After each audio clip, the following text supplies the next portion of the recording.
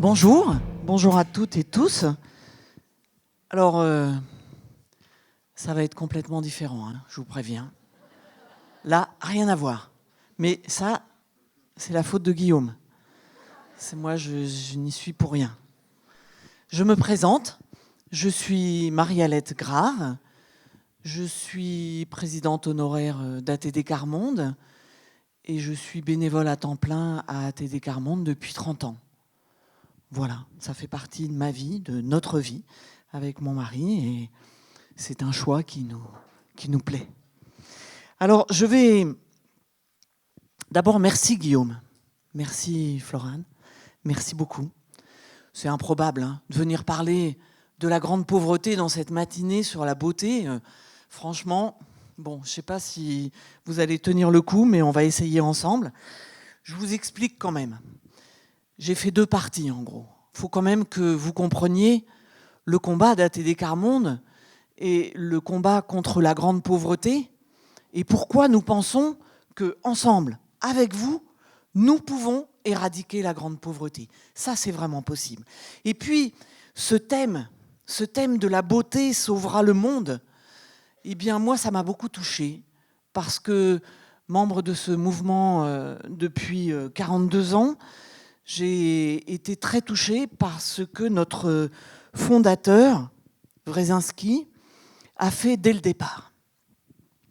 C'est-à-dire, Wresinski, il arrive dans un bidonville en 1957, à Noisy-le-Grand, où il y a 250 familles. Donc ça fait plus de 1500 personnes.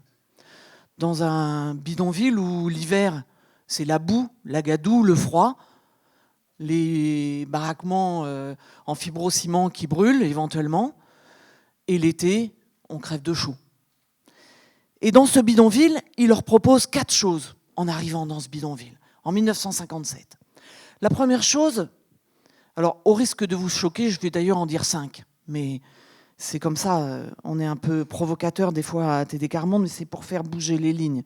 Et j'ai un immense respect pour les gens qui distribuent des repas tous les jours. Mais la première chose qu'a fait Wresinski, c'est de leur dire « la soupe populaire, vous irez la chercher ailleurs ».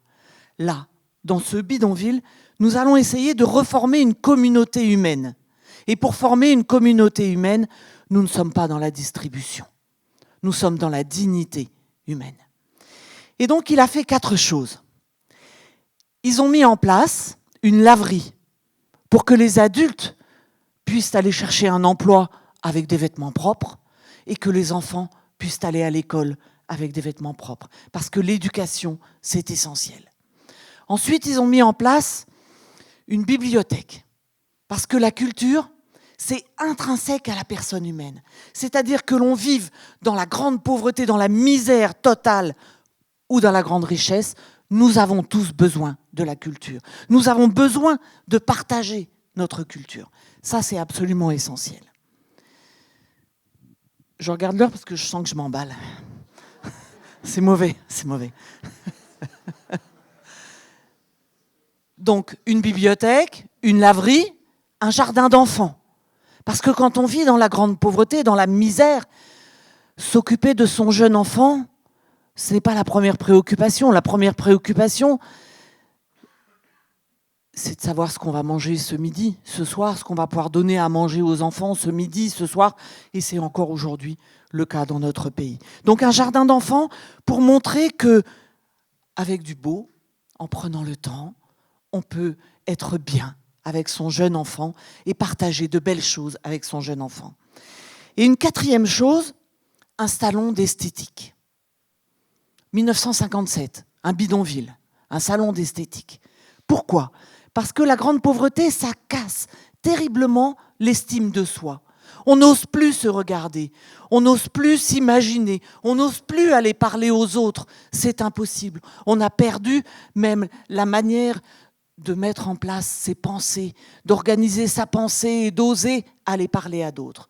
Donc un salon d'esthétique, c'est la première chose qu'il a mis en place, qui ensuite devient, et est encore aujourd'hui, l'Université populaire Quart Monde, qui est un lieu où, s'il y avait une Université populaire Quart Monde aujourd'hui, ici, on aurait 2 tiers de personnes qui vivent la grande pauvreté au quotidien dans la salle et un tiers qui ne la vivent pas.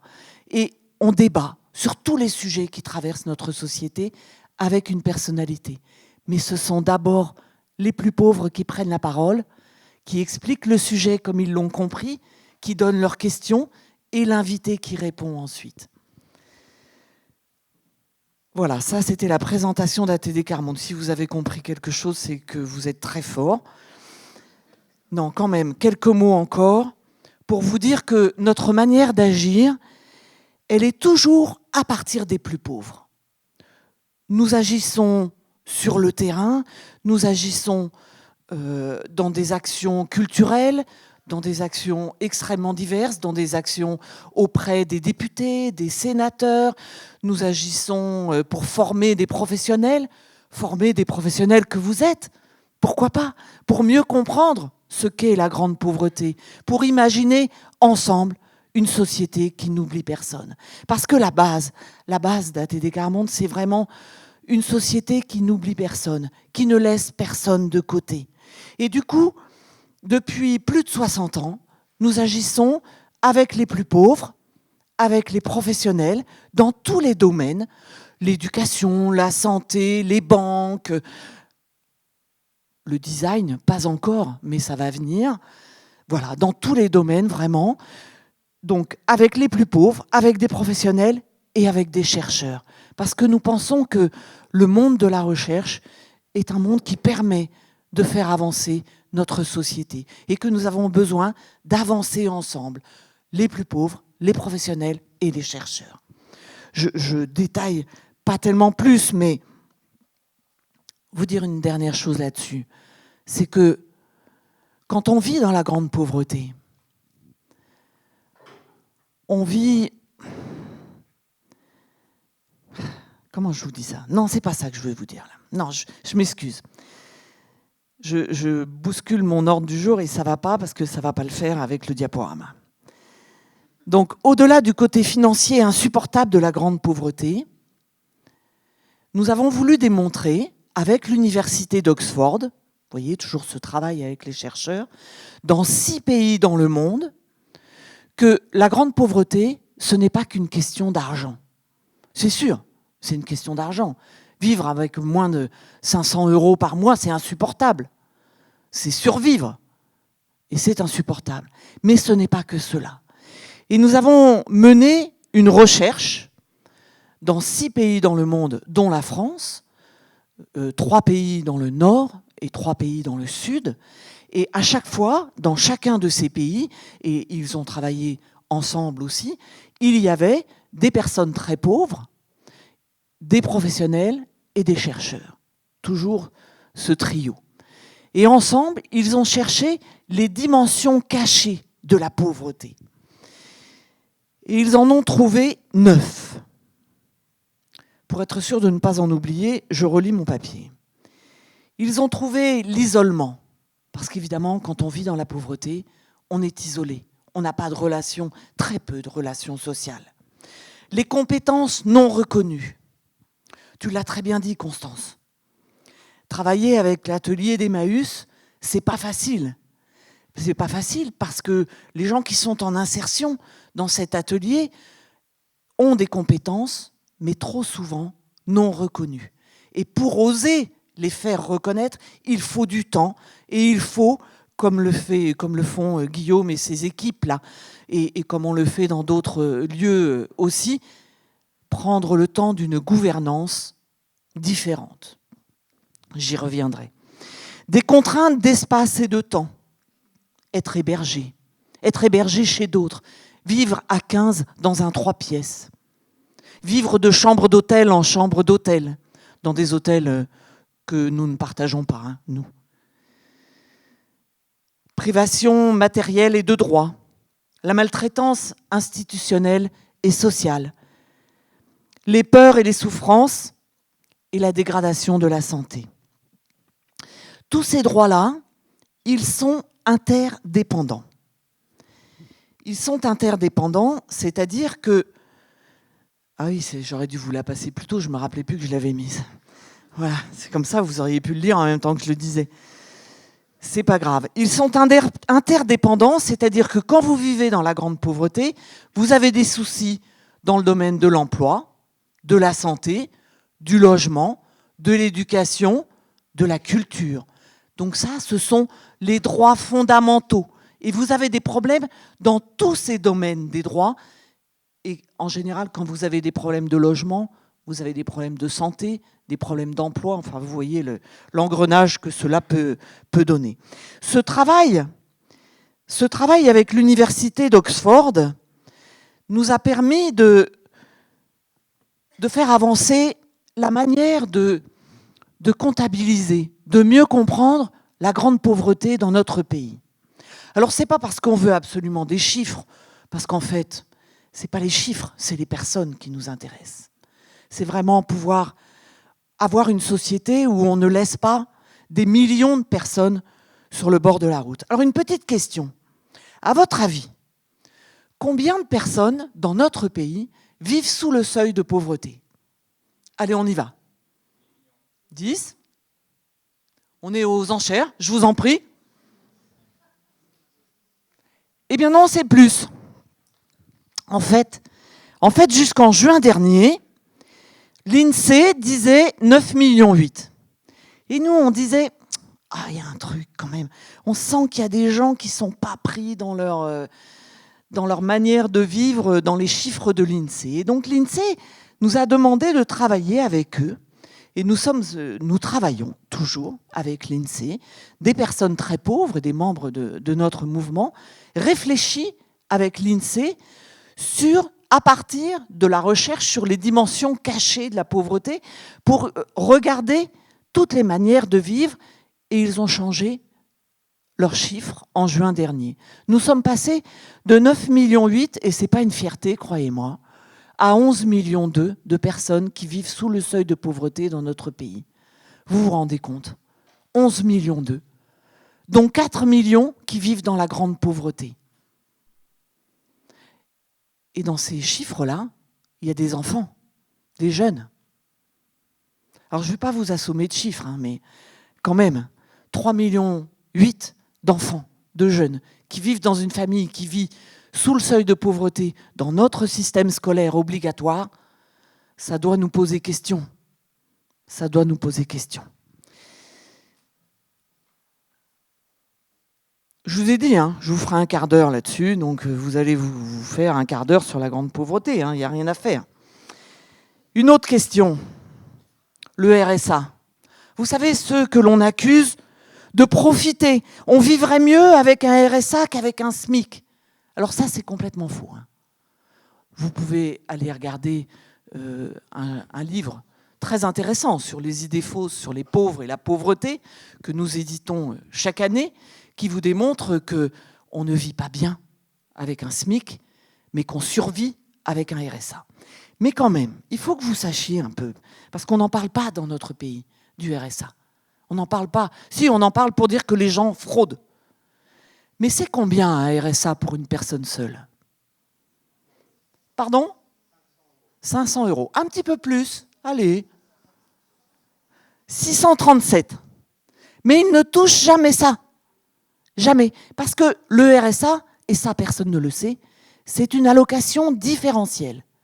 C'est-à-dire que quand vous allez faire votre dossier qui vous pose des questions absolument impossibles, parce qu'il y a quand même 35% de personnes qui ne le demandent pas, parce que remplir le dossier RSA, c'est un plan. C'est vraiment, il faut y aller. Une douzaine de pages à 4. Sur l'ordinateur, bien sûr, parce que on s'imagine bien, tous les plus pauvres ont un ordinateur maintenant. Donc tout est en informatique, bien sûr. Donc sur le téléphone. Voilà. Et donc 637. Mais vous ne touchez jamais 637. Parce qu'on enlève toujours un forfait logement. Que vous viviez chez l'oncle ou en centre d'hébergement insupportable, ou peu importe, on enlève 100 €. 110 exactement. 527 il reste. Et avec ça, vous allez payer l'électricité, enfin voilà, les charges que vous pouvez avoir pour votre logement. Vous allez payer la nourriture, l'assurance, les transports. Ah oui. les habits. Enfin, j'arrête parce que ça devient indécent. Vous imaginez bien, avec 527 € sur le mois. Moi, j'ai tenté. J'ai fait involontairement un essai, une semaine à Paris. Je vais régulièrement à Paris pour plusieurs jours. Et j'ai oublié ma carte bleue. J'avais 50 € sur moi pour la semaine. Et j'ai dit ça à mes amis militants Carmonde, donc des gens qui vivent dans la grande pauvreté.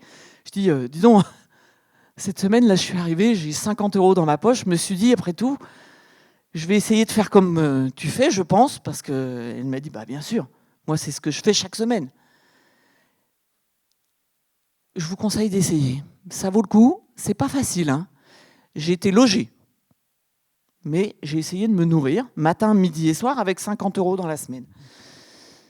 Voilà, je pense que nos responsables politiques au plus haut sommet devraient prendre cette manière de gérer l'argent sur les plus pauvres. Je pense que ce sont des financiers hors pair, les plus pauvres, parce qu'ils ont une manière de gérer le peu qui est incroyable. Notre société accepte et s'est habituée à ce que les plus pauvres subissent des conditions de vie qui seraient inacceptables pour d'autres. Aucun d'entre nous n'accepterait ces conditions de vie, de survie, qui sont imposées aux plus pauvres. Cette image négative et culpabilisante pèse terriblement sur leur accès aux droits. Pour les personnes très pauvres, elle provoque des sentiments de honte, de culpabilité, de souffrance, de ne pas être considéré comme les autres, qui poussent à intégrer que l'on est moins que rien. Un enfant, dès le plus jeune âge, dit « mais je suis nul, je ne sais rien faire ». Ces sentiments de honte et de culpabilité peuvent aboutir au non-recours au droit. Pour les autres, elles laissent penser que les pauvres sont incapables de réalisation propre et donc qu'on ne peut rien faire avec eux, qu'on doit les traiter différemment. Notre société s'accommode d'un ostracisme social qui repose sur une mise à l'écart d'une partie de la population du circuit productif et d'une stigmatisation, voire d'une culpabilisation des personnes pauvres. L'idée que si on donne des sécurités, on va désinciter à travailler est très répandue. Ça, c'est vraiment incroyable. Elle constitue un blocage pour l'accès au RSA, l'accès au logement. Le gouvernement, nos responsables politiques actuels, préfèrent augmenter le nombre d'hébergements plutôt que de permettre à une personne qui a un peu de ressources de se loger.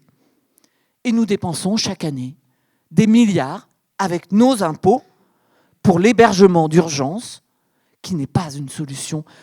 Aucun d'entre nous n'irait loger dans un hébergement d'urgence. Nous devons résister et montrer que la fraternité au quotidien est possible et créatrice. Et je vais vous donner 3 exemples très différents, mais que nous mettons en place à ATD Carmonde. Rien n'est jamais trop beau pour les plus pauvres, disait Joseph Rezinski, notre fondateur. Et nous osons dire que nous cultivons le beau à ATD Carmonde. Nous aimons le beau. Vous voyez là des photos de festivals des savoirs et des arts. Et vous qui êtes ici aujourd'hui, qui êtes plein de talent, je vous invite à venir participer à un de ces festivals des savoirs et des arts. C'est un moment, aux vacances scolaires, où nous invitons des artistes, des artisans, à venir partager leur savoir dans une cité, dans un lieu où vous n'iriez jamais, qui n'est pas beau, et où justement, on va faire du beau ensemble. Je vous raconte une petite histoire. Nous avons animé des festivals des savoirs et des arts dans une cité juste à côté de chez nous, où nous habitions en région parisienne. Nous avons animé cela pendant, je ne sais pas, une vingtaine d'années, mais j'ai en tête ce samedi, non, c'était un dimanche matin. Dimanche, début d'après-midi, de début juillet, où il commence à faire chaud et où la cité est plutôt un peu endormie, où en tout cas les adultes prennent un temps de repos, et où les enfants nous attendaient avec impatience des ateliers que nous allions animer l'après-midi avec ces artistes et ces artisans qui allaient venir. Et ce jour-là, j'avais invité une femme cantatrice, une femme d'une certaine stature et noire et chauve, et qui est venue avec une amie violoncelliste pour chanter. Et les enfants ont dit, mais qu'est-ce que tu viens là? Mais pourquoi tu viens chanter? Nous, on veut faire de la peinture, des choses. Et puis, elle s'est mise à chanter. Et là, la magie s'est mise en route. Parce que le beau, la magie du beau, ça marche. Les enfants sont restés complètement en admiration. Plus un bruit, ils ne bougeaient plus. Et petit à petit, sur les balcons, les adultes sortaient ou descendaient pour écouter de plus près. C'était beau. Et ça a duré. C'était beau. Et partager le beau, ça fait du bien. Et après, des adultes de la cité ont osé descendre pour partager leur savoir à eux. Montrer que, oui, vous faites un atelier de cuir, mais moi, j'ai travaillé le cuir. Les enfants de cet adulte, de ce papa qui est venu montrer pour faire des bracelets de cuir, n'avaient jamais appris que leur père savait travailler le cuir. Ils n'ont jamais vu leur père travailler. Petite incise, je me permets, j'ai le temps, oui ça va. Petite incise pour vous dire un projet incroyable dans lequel nous sommes avec Emmaüs d'ailleurs, nous sommes avec d'autres, Territoire zéro chômeur de longue durée. Vous connaissez ou pas? Oui, mais pas tous. Il y en a qui ne connaissent pas. Voilà. C'est trop bien, c'est incroyable, c'est un projet qui marche. On a embauché depuis plus de 10 ans 8000 personnes en CDI au SMIC. Vous vous rendez compte? 8000 personnes qui avaient en moyenne entre 5 ans et 7 ans de chômage derrière eux. Vous n'imaginez pas comme ça change ces adultes qui retrouvent le chemin de l'emploi. C'est pas simple, hein. Je ne vais pas vous dire que c'est magique. Parce que la gouvernance, c'est comme avec Florane et Guillaume, c'est pas facile. C'est pas simple tous les jours. Mais n'empêche, ces adultes, ces femmes et ces hommes qui ont retrouvé un emploi, ils ont retrouvé la possibilité d'exercer leur dignité. Parce qu'on ne perd jamais sa dignité, mais on perd la possibilité de l'exercer. Ils ont retrouvé la possibilité de l'exercer, d'oser venir à la fête du quartier, d'organiser avec d'autres la fête du quartier. Et puis, très important, parce que moi ça me tient vraiment très à cœur, c'est pas possible d'avoir dans notre pays 100 000 jeunes qui sortent chaque année du système scolaire avec rien, aucun diplôme, inscrit nulle part. Ils sont 1,5 million entre 18 et 25 ans, n'avoir rien, aucun diplôme inscrit nulle part. Eh bien, les jeunes, les enfants de ces adultes qui ont retrouvé un CDI au SMIC, vous allez me dire, c'est quand même pas la panacée, mais un CDI au SMIC, ça veut dire qu'on voit demain et après-demain que papa et maman, ils vont pouvoir payer le loyer et qu'on ne va pas changer de logement tout le temps.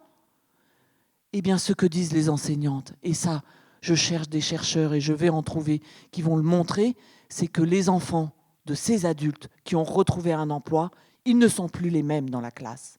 Ils osent apprendre, ils osent rentrer dans les apprentissages. Des jeunes qui osent se projeter vers un avenir et dire « moi, plus tard, je veux faire ça ». Plutôt qu'une enfant de 8 ans qui n'a jamais vu sa maman travailler et qui dit « plus tard, je serai comme maman, je serai à la maison ». Voilà, donc Territoire zéro chômeur, c'est génial, c'est comme ce que vous faites là dans l'atelier Emmaüs. C'est une gouvernance différente et c'est génial. Alors ça, on a eu un petit moment là dans notre pays, vous vous souvenez, mars 2020, on était un peu enfermés chez nous. Et nous, on a eu évidemment tout de suite à cœur de se dire, mais comment ils vont tenir dans leur petit appartement, et on n'aura même plus nos bibliothèques de rue chaque mercredi, chaque samedi, là, pour lire des livres aux enfants, pour leur lire des histoires ensemble et rêver ensemble. Donc, comme on n'avait pas le droit de se réunir, on venait à la fenêtre et on lisait les histoires à la fenêtre des appartements. Voilà, un petit clin d'œil. Ça, c'est une histoire que j'adore. Ils sont géniaux.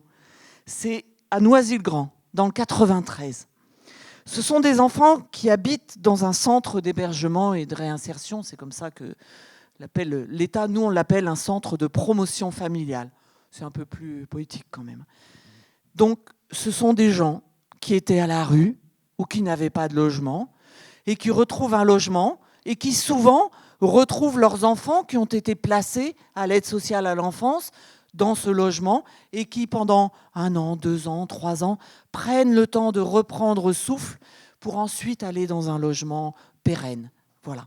Et donc, les enfants qui sont dans ce centre de promotion familiale d'ATD Quart Monde, ils vont dans ce que l'on appelle le pivot culturel.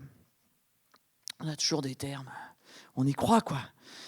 Vous connaissez la méthode de peinture d'Arnaud Stern ? Voilà, on fait ça. On fait des ateliers de peinture avec eux. Vous savez, c'est une pièce fermée, où il n'y a pas de lumière, pour pas avoir envie de regarder ailleurs. Et on met des grandes feuilles, là, c'est là. Et on met des grandes feuilles sur le mur, et chaque enfant prend la peinture comme il veut, et fait ce qu'il veut pour la peinture. Voilà. Et l'année dernière, des enfants du pivot, entraînés par Quentin, un volontaire permanent, comme nous en avons une centaine en France, des gens qui quittent leur boulot pour aller vivre auprès des plus pauvres en France ou dans le monde, pour une mission que leur donne le mouvement ATD Quart Monde. Et donc Quentin a entraîné ces enfants, ces jeunes que vous voyez là, dans un projet de trésor. Ils avaient envie, les enfants, il est parti des idées des enfants, toujours comme ça, nous on part des idées des plus pauvres, des idées des enfants. Et donc les enfants lui ont dit, mais nous on voudrait fabriquer un trésor. Comment on va faire pour fabriquer un trésor ? Et à quoi pourrait ressembler notre trésor ? Et donc ils ont essayé, ils ont réfléchi ensemble, ils sont allés rencontrer un ami photographe dans le quartier qui leur a proposé de faire des photos pour faire des photos de quand ils se trouvent beaux, ou des photos de leur quartier, ou de moments qui sont beaux. Et puis ils se sont dit, mais non, mais un trésor, certains ont dit, mais un trésor, nous, on veut des pièces d'or, quoi. Enfin, vous voyez, un trésor comme dans un... Voilà. Et là, le photographe leur a dit, mais on pourrait peut-être aller voir les gens de la Monnaie de Paris. Vous connaissez la Monnaie de Paris ? C'est fabuleux ce qu'ils font. Hein. Ceci dit, il faut aller voir. Hein. Et donc, à la Monnaie de Paris, il y a des graveurs. Et il y a le graveur général. C'est le chef des graveurs, quoi, de la Monnaie de Paris. Et ils sont allés le voir. Et il leur a expliqué son métier, la manière de graver les pièces, de graver les médailles, comment ils font, etc. Et du coup, les enfants, ils ont repris leur travail de trésor au tout début. On dessine, on prend le temps de dessiner chaque pièce du trésor. Elle doit avoir un sens. Ils ont mis un sens sur chaque pièce et ils sont allés les graver à la Monnaie de Paris avec le graveur général. Et moi, je n'étais pas à ce moment-là, mais vous voyez la photo, hein, il est là derrière moi. Et le graveur général, quand ils sont allés présenter leur trésor à la Monnaie de Paris, devant la défenseur des droits, devant tout un tas de gens, le graveur général leur a dit, moi j'ai eu un parcours scolaire très difficile, mais un jour, il y a un adulte qui m'a tendu la main. Et je suis rentré à la Monnaie de Paris, je suis devenu graveur, et puis aujourd'hui je suis graveur général. Eh bien vous tous, les enfants de Noisy-le-Grand, là, du pivot culturel qui êtes là, si vous m'appelez un jour pour faire un stage, la porte sera toujours ouverte. Vous voyez cet enfant avec les pièces là, ils avaient tous les yeux comme ça. Et j'espère bien qu'il y en a quelques-uns qui iront faire un stage avec le graveur général. Ou avec d'autres d'entre vous, après tout. On ne sait pas. Et leurs photos, Leurs photos, ils sont allés les exposer à Arles l'été dernier. Rien n'est jamais trop beau pour ce que font les plus pauvres. Là, je vais aller vite, mais c'est pour donner envie. Et j'ai raconté ça rapidement hier soir à la première adjointe de Villeurbanne, qui m'a dit « Chiche, on va faire ça. On va faire ça à Saint-Jean. » Alors là, vous voyez un monsieur, Gendouz, un ami, qui est volontaire permanent à TD Carmonde depuis 30 ans, je pense. Il a grandi dans une cité à Créteil. Il a grandi dans une cité où la vie à Créteil n'était pas facile. C'était rude. Et comme je ne veux pas dépasser mon temps, je ne vais pas vous raconter en détail son histoire, mais vous pourrez la trouver sur Internet. Gendouz, voilà, c'était une cité où normalement il n'était que de passage, les immigrés qui arrivaient là. Sa famille venait d'Algérie et donc normalement il n'était que de passage. Mais sa maman et une de ses sœurs en sont reparties en 2002. Et en 2008, la mairie de Créteil a décidé de démolir cette cité parce qu'elle était trop ancienne et parce qu'il fallait la démolir. Ce n'est pas une critique, mais Gendouz s'est dit il faut que je peigne ce qui s'est passé dans cette cité. Il faut que je laisse une trace de ce qui s'est passé dans cette cité. Et donc, il s'est mis à peindre. Il s'était mis à peindre quelques années auparavant, mais là, il s'est mis à peindre davantage. Et vous voyez la taille. Voilà, il s'est mis à peindre des peintures très grandes qu'il est allé présenter aux gens du quartier qui étaient encore là, pour qu'ensemble, ils en créent d'autres pour raconter la vie du quartier. Et donc, cette première peinture, elle évoque, dit-il, mon enfance, mes amis d'enfance. Et en la peignant, j'ai pris conscience que c'est un hommage à ces filles, à ces femmes qui luttent pour garder unie la famille, pour ces filles mères privées de jeunesse. Et puis, dans l'enfance, il y a l'inévitable école, mais aussi les copains, les jeux, la vie, quoi. Et il a fait ce deuxième tableau qui parle de l'adolescence et de l'entrée à l'âge adulte. Une période difficile, dit-il, avec des violences liées à la drogue, au chômage, à l'inutilité, l'expérience de l'exclusion vis-à-vis de l'extérieur, sortir de la cité, de la ville, mais aussi la période de la découverte de l'amour, des rêves, des voyages, des études, un lot dont la plupart d'entre nous avons été exclus. Certains même nous ont quittés prématurément, victimes de ces violences. Et je vous montre la dernière peinture où il montre, pour lui, le sens de cette peinture, c'est un peuple, des exclus qui n'ont cessé d'espérer que leur vie pouvait changer grâce à leurs efforts. Certains ont réussi une intégration, mais la grande majorité d'entre eux ont été rattrapés par leur passé. La ville leur reste close, ils continuent de se chercher une place. Bien souvent, malgré leur ténacité, ils sont là, ils participent peu à peu à la vie de la ville. On ne veut pas les voir, on ne les comprend pas, on ne souhaite qu'une chose, ne plus les croiser. Alors ces tableaux, ensuite Gendouz s'est dit, mais il y a Créteil, mais il y a plein d'autres lieux. Et donc il est allé à Colmar, dans une cité aussi qui allait être démolie, et il a fait ses ateliers de peinture avec des enfants, des adultes de la cité. Et ça crée des moments, moi je suis allée par hasard à Colmar quelques jours après qu'il ait fait ses ateliers pendant une dizaine de jours là dans ce quartier. Et une enseignante de ce quartier m'a dit, mais c'est de la magie, quoi. Ça a changé, ça a transformé les adultes et les enfants d'oser s'exprimer par la peinture sur la vie de leur quartier. Il est en train de le faire à Chenauve, comme on dit, à côté de Dijon, voilà, dans un quartier aussi. Et donc, je serais heureuse qu'il puisse le faire effectivement à Villeurbanne. Voilà, rien n'est jamais trop beau pour les plus pauvres. Merci à vous.